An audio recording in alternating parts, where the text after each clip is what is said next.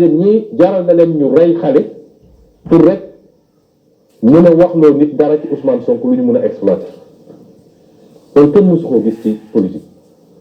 egg nañu ci un point boo xam ne kenn mësu koo gis ci politique. beneen bi tax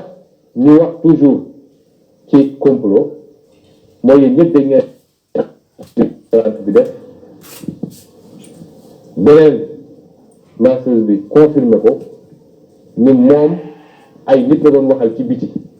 keroog ba ma paree ba génn dafa na ñëw ñu ñëw leen jël si ma ñu ñëw ànd ak seen i ñaari kat yu ñuul kukk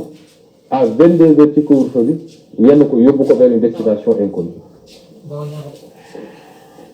Dès le lendemain ñuy doog a dem déposer plainte le surlendemain mu dem brigade de recherche foog ngeen ni ku ñu violé dina doxee noonu. lan la seq ak ñi ko yóbbu ku mu ne circulé heure boobu am na loo tekk ci réew mi ba ñu mun laa bàyyi nga dem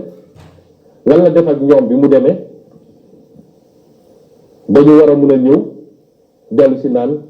viol am na ak nangam waaye loolu day wane ni complot la parce que waruloon génn fi mu ne fa la waroon fanaan foofu la mës a fanaan depuis couvre-feu bi commencé ba léegi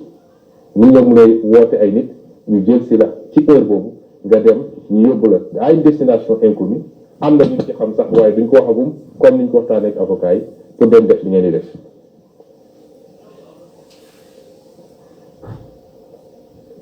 wax naa waxu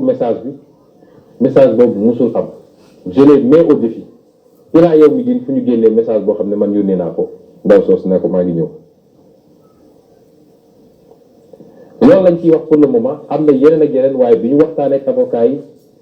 dañu ne comme ñoom dañoo nekk ci def nañu seen mbir gis ni mbir mi nag dafa mel ni bëri na ay failles ñuy essayer di rectifier kon ñu nit ci suñu défense am na lu bëri loo xam ne doo ko wax parce que dal ñu permettre ñoom ñu tëb ci loolu. kon mbokk yi damay dellu si feddali leen ni lii ab complot politique la boo xam ne Macky Sall ci boppam moo nekk ci gannaaw am nañ ci ay preuves yoo xam ne duma ko waxagum léegi.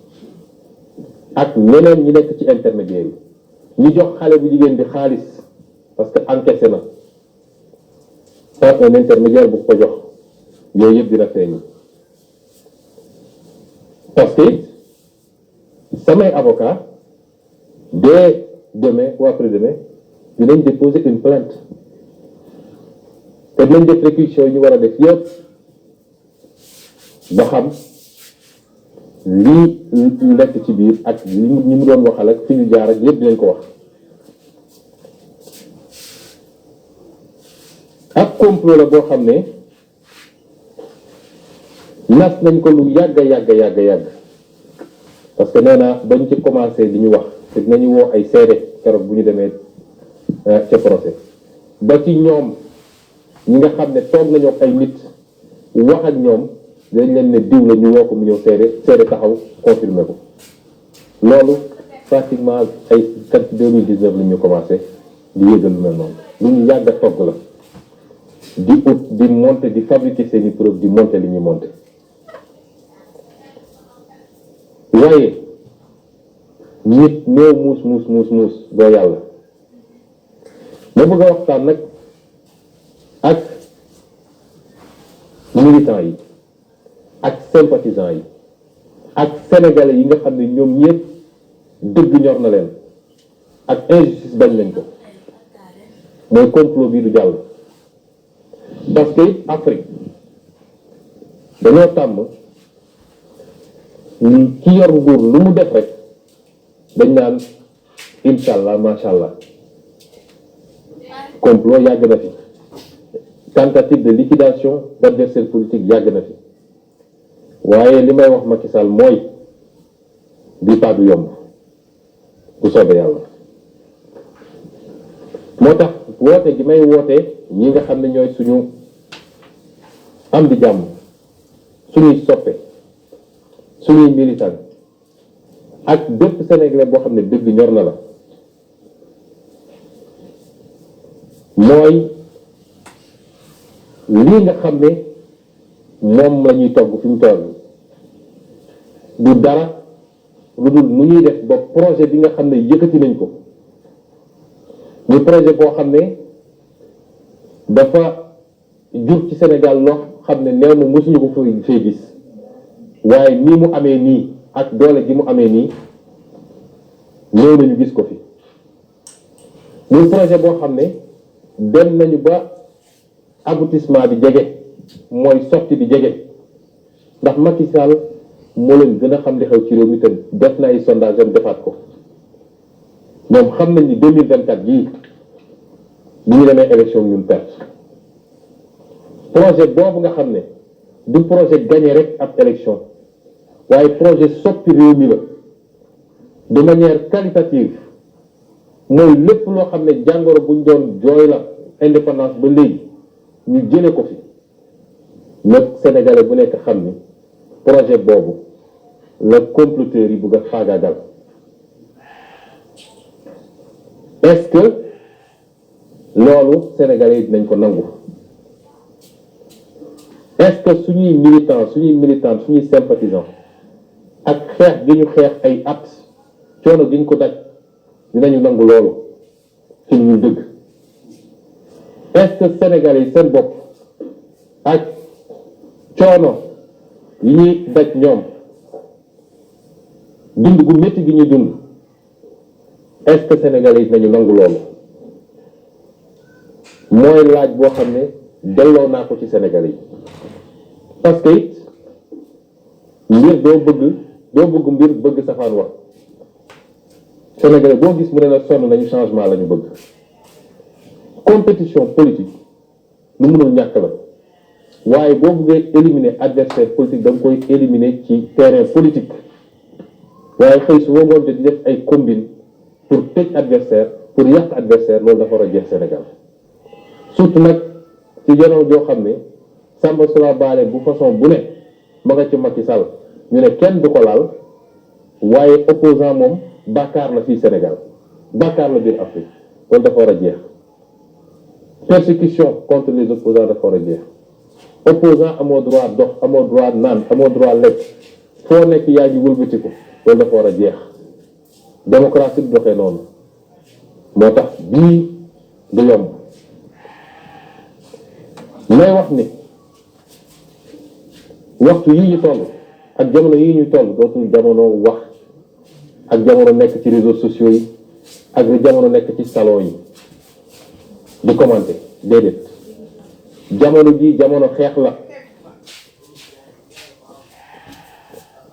jamono mu jaral la sa bakkan la jamono jooju la ñu toll te nag dañoo tàmm di wax ni peuple sénégalais bi ñu peuple xeexkat wala dara jarul leen dara may wax suñuy ndaw suñuy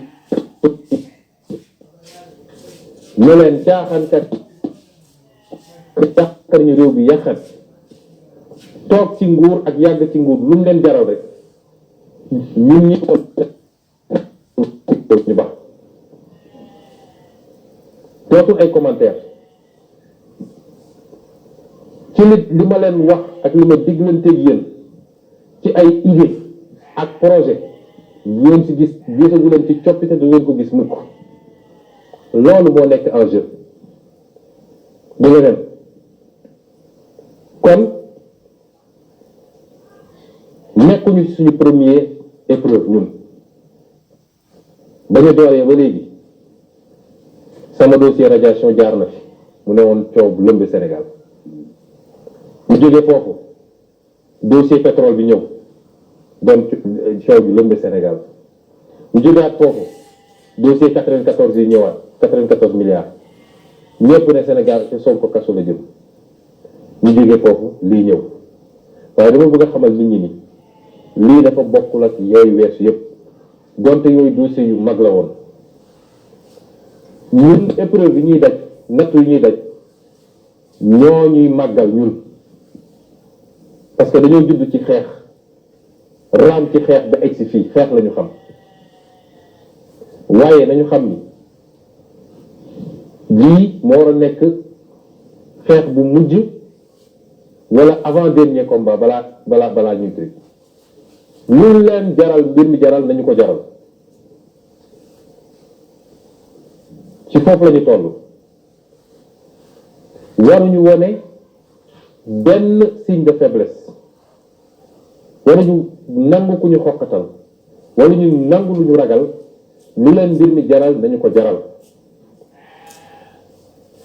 donc ñun ñëpp ñi concerné mbir mi affaire concerné kuy sénégalais te dëgg ñor la woo nañ leen ci xeex bi ne leen nag du kii nga war a jiitu kale yem ci kale topp ci ñun ñëpp dañu war a nekk ci même ligne bi jàmmaarloog Macky ak nguuram parce que Macky loolu rek la xam ku yaakaar ni Macky ay droit la xam ay procédure la xam yoonam newu ci gis nañ fi mu jaar ak Khalifa Sall respecté wul droit respecté wul procédure gis nañ fi mu jaar ak Karim respecté wul droit respecté wul procédure gis nañ fi mu jaar ak keneen pourtant ay nitam bi ñu leen fi jàppee ñii di luxus xaalis ñii këpp ay kees noonu lañ leen bàyyi ñu dem seen yoon kenn respecté wul procédure kon bu ñu yaakaar ni wax ñu ne la waaw droit nii nangam Macky xamul luy droit Macky rapport de force la xam di wax tamit nii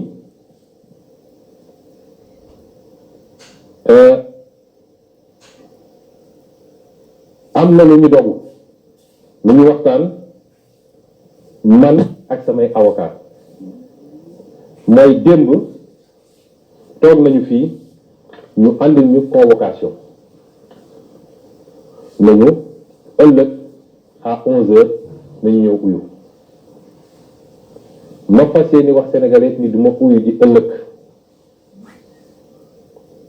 parce que ab député mënoo ko convoqué en tant que accusé tant que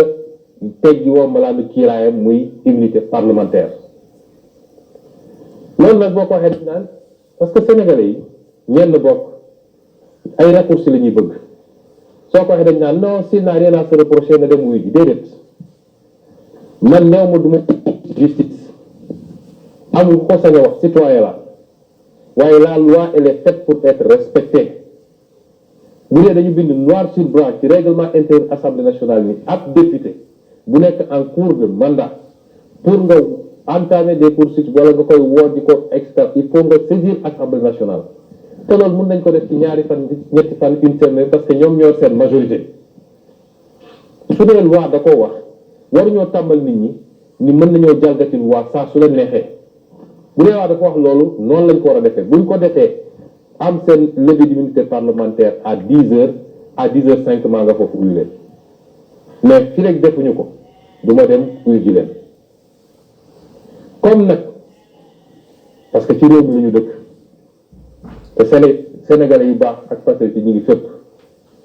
comme am nañu firnde ni moom Serigne Bassirou Gueye nee na leen suba bu Ousmane Sonko ñëwee na ngeen ko jàpp mandat de dépôt immédiat parce que li ñu bëgg mooy fexe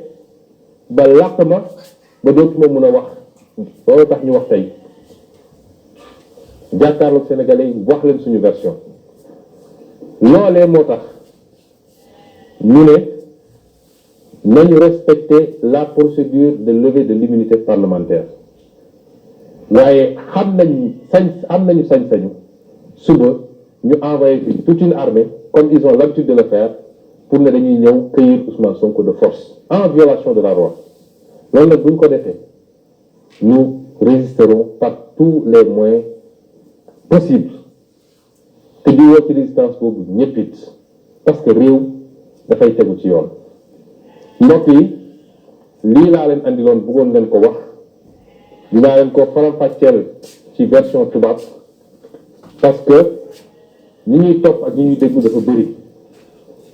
fu ne ci Afrique fu ne ci Europe ñoo xam ne du ñu sénégalais jot naa ci ay message ak ay woote donc après avoir remercié nos amis de la presse ici présents et surtout m'excuser auprès de tout